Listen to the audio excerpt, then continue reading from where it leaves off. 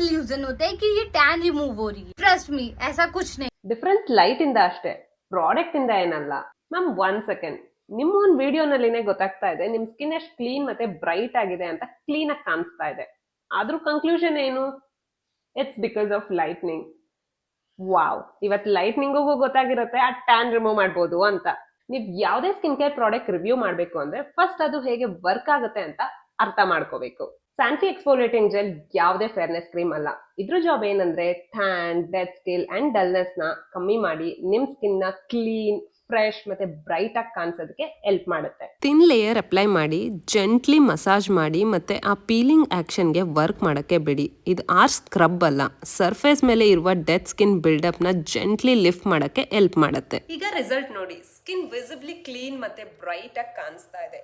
ಇಷ್ಟು clear difference ಇರಬೇಕಾದ್ರೆ just lightning ಅನ್ನೋದು ಕನ್ವೀನಿಯಂಟ್ ಎಕ್ಸ್ಪ್ಲನೇಷನ್ ಅನ್ನಿಸ್ತಿಲ್ವಾ? ನೀವು ಪ್ರಾಡಕ್ಟ್ ರಿವ್ಯೂ ಮಾಡಿ, ಪ್ರಾಬ್ಲಮ್ ಇಲ್ಲ. ಆದರೆ ಆಡಿಯನ್ಸ್ನ ಕನ್ಫ್ಯೂಸ್ ಮಾಡಬೇಡಿ. ನೀವು ಪ್ರಾಡಕ್ಟ್ ಫೇಕ್ ಅಂತ ಹೇಳೋದಕ್ಕಿಂತ ಮುಂಚೆ ಆ ಪ್ರಾಡಕ್ಟ್ ಹೇಗೆ ವರ್ಕ್ ಆಗುತ್ತೆ ಅಂತ ಅರ್ಥ ಮಾಡ್ಕೊಳ್ಳಿ. Sanfe instant tan and dead skin removal gel correct ವೇಯಲ್ಲಿ ಯೂಸ್ ಮಾಡಿ ಆ್ಯಂಡ್ ರಿಸಲ್ಟ್ ನೀವೇ ನೋಡಿ.